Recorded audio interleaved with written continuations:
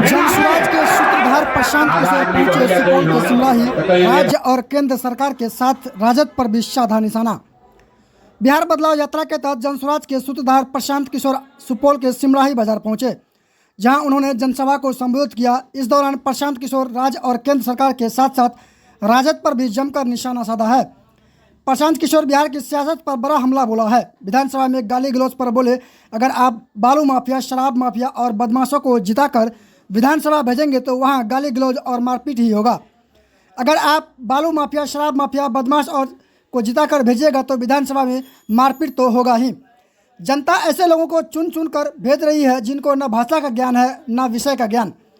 सदन में जनता की आवाज़ उठाने के बजाय वहां गाली गलौज करते हैं।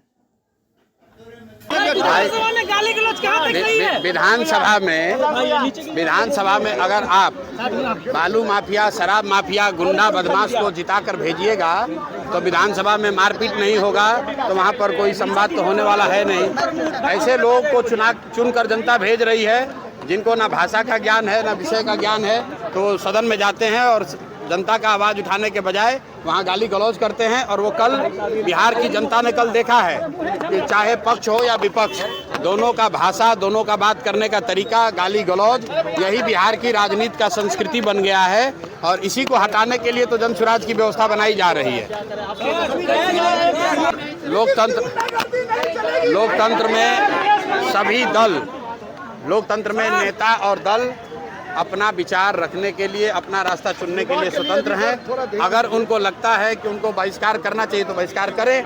ये धमकी देने की गिदड़ भभकी क्यों दे रहे हैं? बहिष्कार करें, इसमें कोई बात नहीं है, उनका निर्णय है। बिहार में 94 लाख गरीब परिवारों के साथ धोखा हुआ है। नीतीश कुमार ने तेजस्वी यादव के साथ जब सरकार थी तो अपने विधानसभा में खड़ा होकर कहा है कि 94 लाख गरीब परिवारों को बिहार में जातीय जनगणना के बाद उन्होंने ये घोषणा की थी नवंबर 2022 में कि हम लोग हर परिवार को 2 लाख रुपए देंगे। आज तक किसी भी परिवार को 1 रुपया नहीं मिला।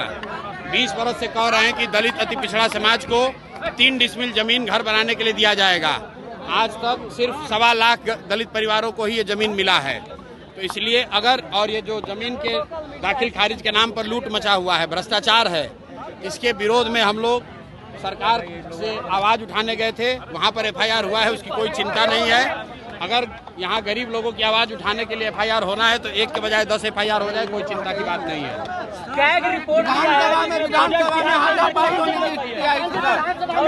विधानसभा में हाथापाई की स्थिति आई है सर। विधानसभा में कल हाथापाई की स्थिति उत्पन्न हो गई, कैसे देखते हैं?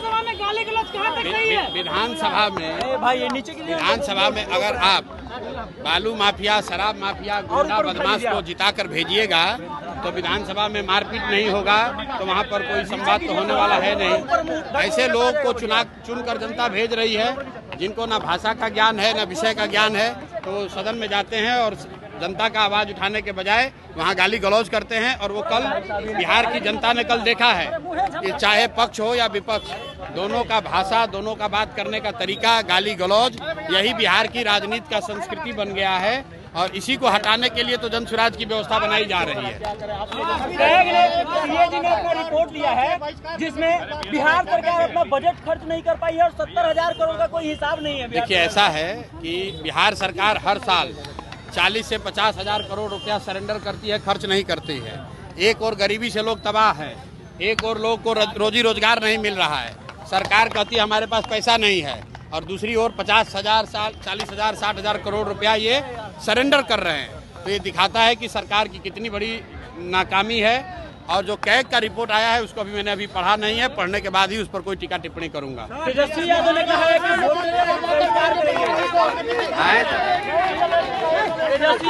कि चुनाव का बहिष्कार करेंगे, क्या कहेंगे इस पर? भाई, हर लोकतंत्र में सभी दल, लोकतंत्र में नेता और दल अपना विचार रखने के लिए, अपना रास्ता चुनने के लिए स्वतंत्र हैं।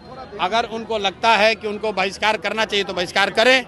ये धमकी देने की गिदड़ भभकी क्यों दे रहे हैं? बहिष्कार करें, इसमें कोई बात नहीं है, उनका निर्णय है। या न हो, आपके लिए, आपके बच्चों के लिए बढ़िया पढ़ाई और रोजगार का व्यवस्था होना चाहिए कि नहीं होना चाहिए? हाथ उठाकर बोलना है, होना चाहिए कि नहीं होना चाहिए? होना चाहिए। अरे भाई, समराही का जनता कितना समझदार है। आप चाहे पढ़े लिखे हैं या अनपढ़, अगड़े हैं या पिछड़े, हिंदू हैं या मुसलमान, महिला है या पुरुष, अमीर है या गरीब, युवा है या बुजुर्ग, सबने कहा कि ना भैया पढ़ाई और रोजगार तो होना ही चाहिए। हम नहीं सिखाए, आपको ये मालूम है, अगर आपके लिए, आपके बच्चों के लिए बढ़िया पढ़ाई रोजगार हो जाए तो कोई मुखिया बने, कोई विधायक बने, लालू बने, नीतीश बने, मोदी बने, प्रशांत किशोर बने, अगर आपके बच्चे के लिए पढ़ाई रोजगार हो जाए तो आपका जीवन सुधर जाएगा। ये बात आपको पहले से पता है। अब दिखाते हैं आपको आपके बर्बादी का, बदहाली का कारण।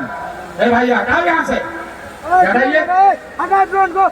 अब आपको दिखाते हैं आपके बर्बादी का कारण। बाबूजी हमारे सरकारी डॉक्टर थे, यही बोरा वाला सरकारी विद्यालय में पढ़कर हमने अपना जीवन शुरू किया है। माता पिता का आशीर्वाद है, ऊपर वाले का कृपा है, जीवन में कुछ हासिल कर लिए। लोग बताते हैं कि पिछला 10-12 साल में हमने जिसको सलाह दे दिया, जिसका हाथ पकड़ लिए, वही जीत के राजा हो गया। लेकिन 3 बरस पहले हमने उस काम को छोड़ दिया। अब आप कहिएगा कि जिस काम को करके इतना नाम, पैसा, शोहरत कमाए हैं, वो काम को छोड़कर गर्मी, बरसात, जाड़ा सब घर परिवार छोड़कर बिहार के गांव-गांव में पैदल काहे घूम रहे हैं? तो भैया काम को इसलिए छोड़े कि 10-12 साल में 1-2 गो नहीं, 12 लोगों को मुख्यमंत्री बनाकर देखे। ये अनुभव हुआ कि नेता और दल के जीतने से जनता का जीवन नहीं बदलता।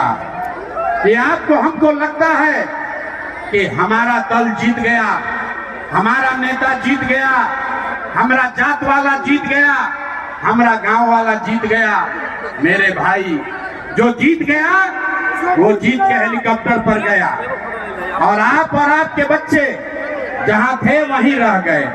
तो हमें ये अनुभव हुआ कि अगर भगवान ने हमको ये ताकत, शक्ति, बुद्धि दिया है कि जिसको सलाह देते हैं, जिसका हाथ पकड़ते हैं, वही जीत के राजा हो जाता है, तो नेता और दल को तो बहुत सलाह दे दिए, एक बार चल के बिहार की जनता को सलाह देते हैं, आपका हाथ पकड़ते हैं ताकि आपका जीवन बदले और आपके बच्चे भी जीत कर आए। इसलिए ये अभियान शुरू किया।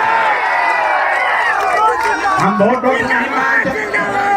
आप यहाँ आए हैं ये सोच के कि कोई नया दल बना है, जन सुराज। अब नेताजी आएंगे, कहेंगे कि सब लोग स्कूल के बस्ता छाप पर वोट दीजिए, और हम लोग आएंगे तो आप जीत कर आएंगे तो आपका जीवन सुधारेंगे। तो भैया हम वोट नहीं मांगते हैं। काहे नहीं मांगते हैं? ये भाई, वोट मांगने वाला तो हर 1-2 बरिस पर आपके यहाँ कोई ना कोई आता ही है। जो आया यही कहा कि हमको वोट दे दो, हम आएंगे तो तुम्हारा सारा काम हो जाएगा। यही सुन सुन के आप जीवन भर से वोट दिए जा रहे। पहले 40-45 बरस तक आपने, हमने कांग्रेस का राज बनाया, फिर गरीब का बेटा 15 बरस तक गरीब के बेटा लालू जी को राजा बनाए। अभी 20 बरस से नीतीश बाबू कुर्सी पर बैठे हैं। दिल्ली में आपने, हमने मोदी जी को भी जिताकर देख लिया। आपका, सुपौल का लोगों का, बिहार के लोगों का जीवन नहीं सुधरा। तब आई बारन दोनों प्रशांत किशोर, रउआ हमार बात सुनब, हमरा पर भरोसा करके हमको वोट दीजिएगा, तो इसका क्या गारंटी है कि जीतने के बाद हम आपके साथ धोखा नहीं करेंगे? ए भाई, वोट से पहले तो सब बढ़िया बतियाता है, वोट के बाद आपके साथ धोखा होता है। इसीलिए हम वोट नहीं मांगते हैं। लेकिन अभी 15 मिनट में आपको एक रास्ता बताएंगे, गरीबी से निकलने का रास्ता। अगर आप वो रास्ता सीख लीजिए तो फिर जिसको मन है उसको वोट दे दीजिए, वोट जिसको मन हो उसको दीजिए, लेकिन जो रास्ता अभी बताएंगे वोट वैसे दीजिएगा। तो और कुछ हो या ना हो, आपके लिए, आपके बच्चों के लिए यही सुपौल में, सिमराही में बढ़िया पढ़ाई और रोजगार का व्यवस्था निश्चित तौर पर हो जाए। और अगर ना हो तो नेताजी का नहीं, विधायक, मंत्री, सांसद का नहीं, अपना बेटा, अपना भाई प्रशांत किशोर का गला पकड़िएगा। तो अब भाषण हो गया खत्म। 15 मिनट में जितने लोग यहाँ आए हैं सबको यहाँ से सीख कर जाना है कि कैसे आप अपने गरीबी से, बदहाली से निकल सकते हैं। बात ठीक लगेगा तो जन सुराज से जुड़ जाइएगा।